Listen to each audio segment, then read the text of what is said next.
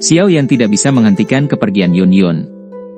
Ini karena dia dengan jelas mengerti di dalam hatinya bahwa meskipun Yun Yun tidak mengembangkan terlalu banyak kebencian atas penghancuran sekte Mystic Cloud, dia pada akhirnya adalah pemimpin sekte dari sekte Mystic Cloud, tidak peduli bagaimana orang mengatakannya. Mustahil baginya untuk tidak merasakan sedikit dendam. Pada saat yang sama, dia mungkin berpikir untuk tetap berada di sisi Xiao Yan untuk membantunya, tetapi dia masih samar-samar merasakan penolakan terhadap gagasan seperti itu. Perlawanan ini datang dari perasaannya terhadap sekte Mystic Cloud. Itu berasal dari bertahun-tahun di mana sekte Mystic Cloud telah merawatnya. Mungkin sebagian dari alasan Yun Yun ingin meninggalkan kekaisaran Jiama kali ini adalah untuk menyelesaikan perlawanan yang dia rasakan di dalam hatinya. Dia telah menyebutkan bahwa dia akan dapat kembali pada hari dia dapat menempatkan sekte Mystic Cloud jauh di dalam hatinya tanpa itu dibawa kembali. Tidak sulit bagi Xiao Yan untuk memaksa Yun Yun tetap tinggal mengingat kekuatannya saat ini dan para ahli di sampingnya. Dia memiliki perasaan khusus pada Yun Yun. Hal-hal dalam pegunungan binatang ajaib ketika dia masih muda saat itu adalah hal-hal yang sulit dia lupakan. Peristiwa indah yang telah terjadi di dalam gua gunung akan menyebabkan hatinya goyah sedikit pun pada ingatan sekecil apapun dari hari-hari itu. Oleh karena itu, dia tidak menghentikan Yun Yun untuk memungkinkan dia menyelesaikan simpul di hatinya. Xiao Yan tetap berada di Mystic Cloud Mountain selama 3 hari. Yun Yun akhirnya berhenti menunda lebih lama lagi pada pagi hari keempat. Dia takut jika dia terus berada di sisinya, pikiran sulit untuk pergi akan tersebar. Oleh karena itu, dia membawa Nalan Yanran dan diam-diam pergi sementara Xiao Yan berlatih dengan mata tertutup. Yun Yun, yang telah pergi dengan tenang, tidak menyadari bahwa Xiao Yan, yang matanya tertutup rapat, perlahan terbuka saat dia berbalik. Tatapannya lembut saat dia melihat sosok yang bergerak itu, tapi dia tidak mengatakan apapun untuk menghentikannya, melihatnya melompat ke langit. Akhirnya, dia menghilang dari pandangannya. Ekspresi Xiao Yan diam-diam menjadi gelap selama Yun Yun menghilang dari pandangan Xiao Yan. Dia mengulurkan tangannya dan mengambil rompi armor biru tua yang terlipat rapi di sisinya. Sedikit aroma tersisa di atasnya. Jari Xiao Yan menelusuri garis-garis retakan kecil di tepi rompi baju besi.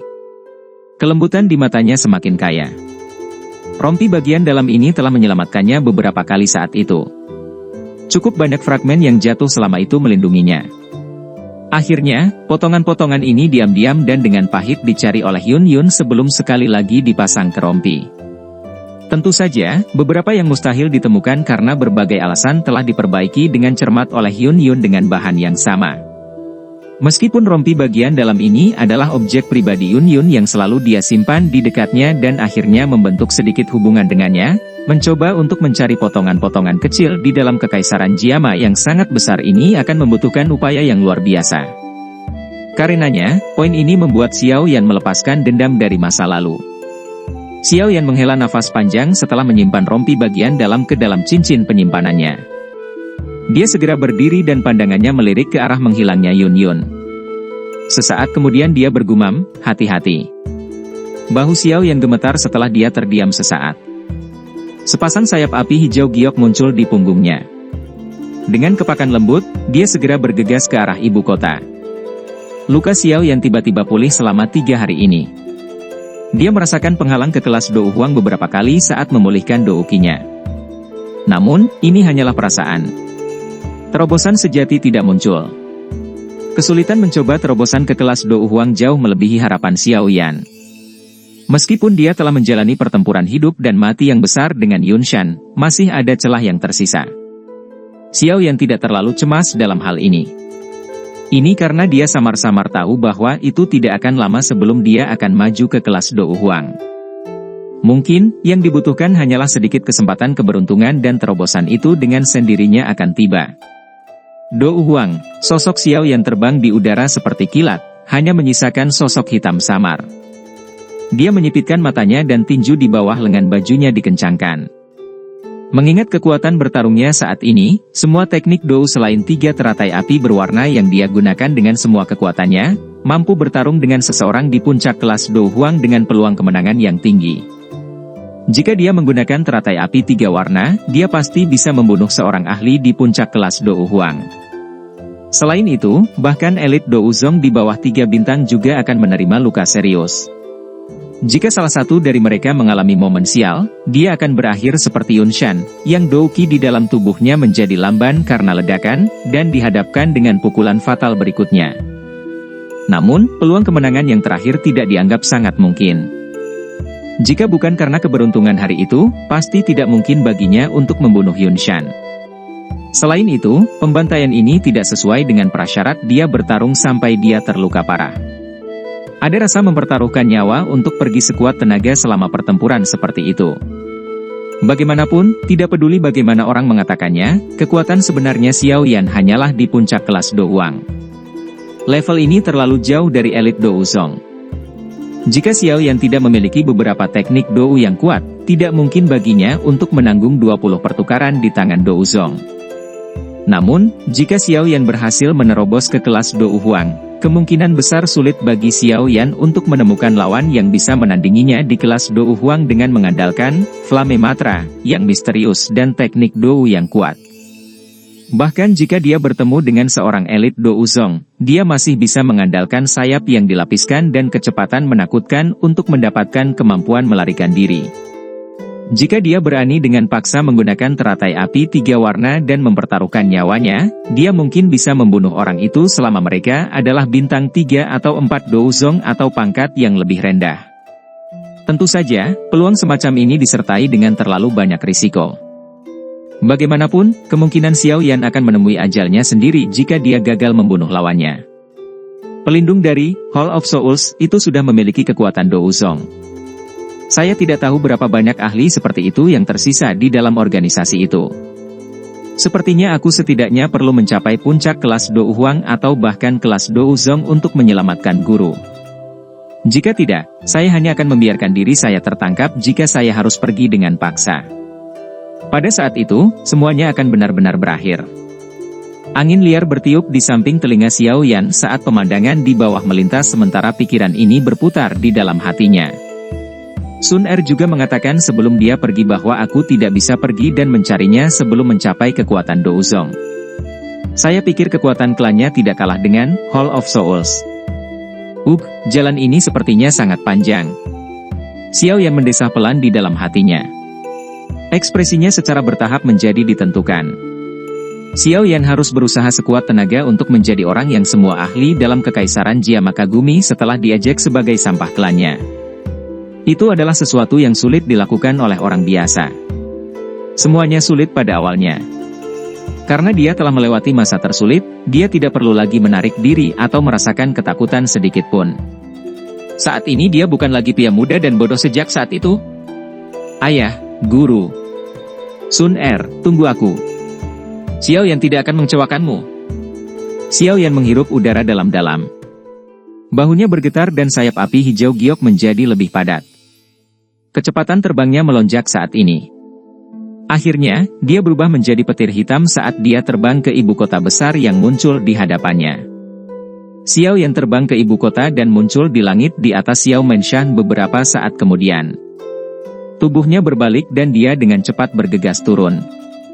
Beberapa sosok manusia di sudut gelap Xiao Menshan melintas saat tubuh Xiao Yan turun dari langit di atas Xiao Menshan.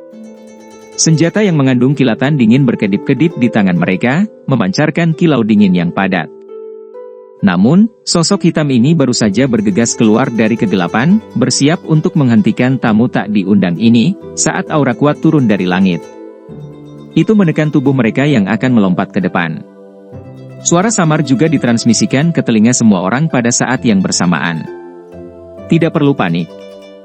Ini aku. Sosok hitam itu akhirnya berhenti setelah mendengar suara yang akrab ini. Mereka berlutut dengan satu kaki dan menyapa pemuda berjubah hitam, yang digantung di langit. Mereka segera menyusut kembali ke kegelapan dengan cara seperti hantu setelah menyebabkan seluruh Xiao Menshan memasuki keadaan defensif. Bawahan yang dipersiapkan oleh kakak kedua ini memang cukup bagus. Aura berdarah mereka memiliki kekuatan bertarung yang luar biasa. Dengan mereka melindungi Xiao Menshan, kemungkinan ahli biasa akan kesulitan untuk mengganggu ke dalamnya. Di hadapan orang yang lebih kuat, masih ada Medusa, Xian, dan yang lainnya. Siapapun pasti akan terdeteksi saat masuk. Tatapan Xiao Yan sedikit berkibar saat dia melihat sosok hitam itu, yang telah menyusup ke dalam kegelapan, sementara dia bergumam pelan pada dirinya sendiri. Ketika Xiao Yan tiba-tiba teringat Xian di dalam hatinya, dia tiba-tiba teringat bahwa gadis kecil ini sebenarnya telah memblokir pelindung Wu setelah kekuatannya melonjak karena menelan roh Yun Shan. Ini benar-benar luar biasa. Harus diketahui bahwa pukulan dari pelindung Wu dalam kondisi itu kemungkinan adalah sesuatu yang bahkan para ahli di puncak kelas Do Huang seperti Hai Bodong dan Jia Xingtian tidak akan berani menerimanya dengan mudah. Namun gadis ini benar-benar menerimanya secara langsung. Selain itu, dia tidak menerima luka apapun selain merasa sedikit lemah. Sepertinya wujud asli gadis ini sangat luar biasa seperti yang guru katakan. Setelah saya maju ke kelas Do Huang, saya akan memiliki kepercayaan diri dalam menyempurnakan pil transformasi tubuh. Pada saat itu, saya pasti akan memperbaiki satu untuknya dan melihat seperti apa bentuk aslinya yang memiliki kemampuan seperti itu. Sosok Xiao Yan mendarat di Xiaomen Shan. Setelah itu, dia bergerak di sepanjang jalan kecil dan tiba di luar ruang tamu beberapa saat kemudian. Ada suara percakapan yang samar-samar ditransmisikan dari Xiao Ding dan yang lainnya. Dia tersenyum sedikit dan membuka pintu untuk masuk. Xiao Yan, yang tiba-tiba membuka pintu untuk masuk, menyebabkan Xiao Ding dan Xiao Li terkejut. Mereka segera bersukacita dan maju. Jika kamu terus menjauh, kami harus mengundang Hai Tua untuk pergi ke Mystic Cloud untuk mencarimu. Xiao Li menepuk bahu Xiao Yan dan berbicara tanpa daya. Xiao Yan tersenyum. Dia tidak menyebutkan apapun yang terjadi selama 3 hari ini. Pandangannya beralih ke Xiao Ding saat dia berbicara dengan tawa lembut, "Kakak, kita bisa mengundang ketua Fama dan kepala pasangan dari klan besar besok. Sudah waktunya untuk membangun faksi yang akan melindungi klan Xiao kita." Joy melintas di mata Xiao Ding saat dia mendengar ini. Dia berkata, "Apakah Anda benar-benar pulih dari luka Anda?" Xiao yang tersenyum dan mengangguk. Dia melihat ke arah mata gembira dari dua orang itu dan bergumam lembut di dalam hatinya, klan Xiao akan melampaui sekte Mystic Cloud dan menjadi penguasa kekaisaran Jiama. "Ayah, aku pasti akan memenuhi keinginanmu."